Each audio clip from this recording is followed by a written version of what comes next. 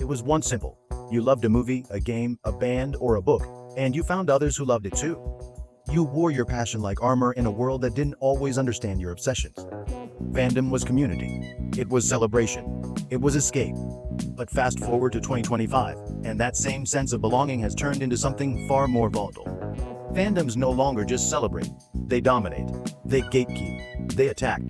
What was once a sanctuary of shared joy has evolved into a battlefield of tribalism, entitlement, and toxicity. This is the dark side of fandom culture, a shadow that grows longer with every sequel, every casting announcement, every tweet. And it's not just affecting the internet. It's reshaping pop culture as we know it. In a world where nearly every piece of entertainment comes with a built-in fanbase, fandom culture has become more powerful than ever. Franchises no longer rise or fall solely on merit. They live or die based on the reactions of hyper-engaged online communities. Social media has transformed fans into influencers, into marketing machines, and sometimes into executioners. A single backlash can derail an actor's career. A poorly received trailer can spark mass review bombing before a show even airs. Discourse is no longer a conversation. It's a war zone. What makes the modern fandom particularly treacherous is its paradoxical nature. On the surface, fandoms appear as havens of love.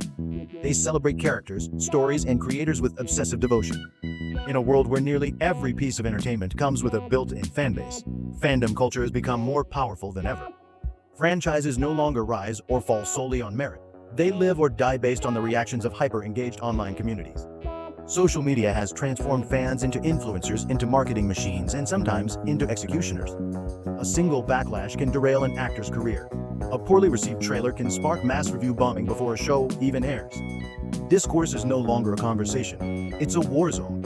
What makes the modern fandom particularly treacherous is its paradoxical nature. On the surface, fandoms appear as havens of love. They celebrate characters, stories, and creators with obsessive devotion. Take, for example, the Star Wars franchise. Once a unifier of generations, it now serves as a case study in how fandoms can both elevate and destroy. When The Last Jedi premiered in 2017, it polarized fans in ways few films ever have.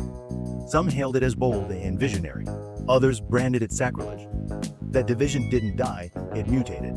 Today, in 2025, every new Star Wars project is met with scrutiny so intense it borders on sabotage. Creators are accused of not understanding Star Wars, of ruining childhoods, of being part of some elaborate plot to erase tradition. It's no longer about whether something is good, it's about whether it conforms to an impossible ideal. And Star Wars isn't alone. Marvel, DC, Pac-Man, Taylor Swift's fanbase, K-pop fandoms, anime communities, all have seen factions within their ranks spiral into toxicity. Even the most benign of passions can become weaponized when fans turn against each other or against creators. Parasocial relationships only heighten this dynamic. Fans feel ownership over celebrities, seeing them not as artists, but as property. The moment an artist makes a choice that doesn't align with the fan's vision, they are punished, unfollowed, harassed, canceled. This phenomenon is magnified by algorithms. Social media platforms reward outrage, controversy, and engagement. The more extreme the opinion, the wider it spreads. A balanced, nuanced take is drowned out by louder, angrier voices. The digital ecosystem thrives on conflict, and fandoms, passionate by nature, become easy prey. Echo chambers form. Opposing views are silenced. Dissent is treated as betrayal. You're either with us or against us. The rise of stan culture has only intensified the problem. Originally a blend of stalker and fan from Eminem's infamous 2000 song, stan has become shorthand for extreme loyalty. While some use it playfully, the reality in 2025 is that stan culture has grown dangerously tribal. In these communities, defending your idol becomes a moral duty. Criticism, even well-founded, becomes heresy. Artists are deified. Critics are vilified. And nuance dies in the crossfire. What's often lost in these cycles of fandom chaos is the human cost. Actors, writers, and directors frequently bear the brunt of the backlash. In 2023, The Rings of Power cast faced racist abuse before the series even aired. In 2024, the star of a new Doctor Who season was bombarded with threats for simply being a black queer lead. These aren't isolated incidents. They're symptoms of a fandom culture that confuses criticism with cruelty and feedback with harassment. Even fans themselves are hurt in the process. The pressure to conform to the dominant opinion within a fandom can be stifling. If you like the wrong ship, support the wrong character, or praise a bad storyline, you risk being ostracized. The sense of community that once defined fandom has curdled into an atmosphere of suspicion and judgment. Safe spaces become ideological battlegrounds. What was meant to be fun becomes exhausting. There's also the commercialization of fandom to consider. In 2025, fandom is big business studios rely on passionate fans to generate buzz, buy merchandise, and evangelize content. But this monetization has a dark side. It encourages companies to pander rather than innovate. It fosters a feedback loop where only the loudest, most demanding fans are catered to. The result is a landscape of creative stagnation, where stories are crafted not to surprise or challenge, but to appease. Risks are avoided. Formulas are repeated, and originality is sacrificed on the altar of fan approval. Meanwhile, creators find themselves walking a tightrope. Say the wrong thing in an interview and you're trending for all the wrong reasons. Write a controversial plot twist and your inbox fills with threats. The climate is one of fear, not the healthy fear of artistic risk, but the paralyzing fear of fan retribution. This environment is not conducive to great storytelling. It's antithetical to it. But perhaps the most disturbing evolution of fandom culture is its overlap with real-world politics and ideologies.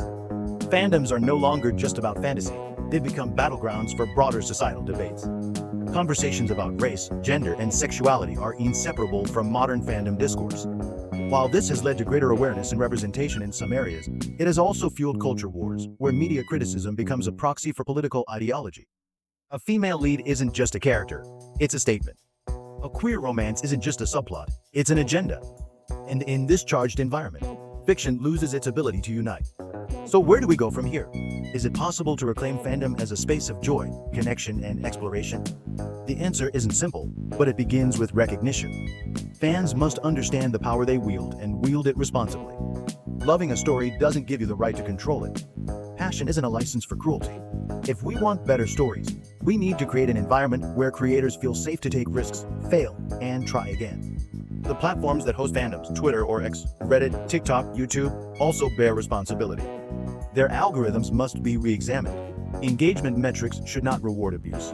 Toxicity should not trend. These companies have the tools to promote healthier discourse. The question is whether they have the will.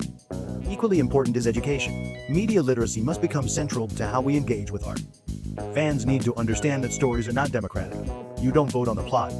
You don't own the characters. And artists are not your employees. Art is not a product to be customized on demand. It's a vision, one that you're invited to experience, not control. There's hope in the next generation of fans. Gen Z and Gen Alpha have grown up in the age of hyperconnectivity, but they're also increasingly aware of its downsides. Many young creators and consumers are pushing back against toxicity, advocating for kindness, empathy, and respectful discourse. There is a growing awareness that loving something doesn't mean weaponizing it. That being a fan means engaging critically but compassionately. We've seen glimpses of this healthier model. When Everything Everywhere All at Once swept awards in 2023, its fandom celebrated not with hostility toward competitors but with unfiltered joy. When Barbie became a cultural moment in 2023, its fandom united around shared themes and messages, rather than splintering into factions. These are the fandoms we need more of, ones that uplift, inspire, and welcome new voices. Ultimately, the dark side of fandom isn't a new creation. It's the amplification of old instincts, tribalism, loyalty, fear of change, through new technology. But just as the internet magnifies toxicity, it also has the power to magnify generosity, curiosity, and growth. Fandoms in 2025 are at a crossroads. They can continue down the path of division and dominance, or they can rediscover what made them magical in the first place. The thrill of connection, the joy of discovery, and the celebration of stories that help us understand ourselves and each other. In the end, fandom is a mirror. It reflects not just how we engage with art, but how we treat one another. And if we don't like what we see in 2025, maybe it's time to change the reflection. Because fandom should be a force, not for hate, not for power, but for hope.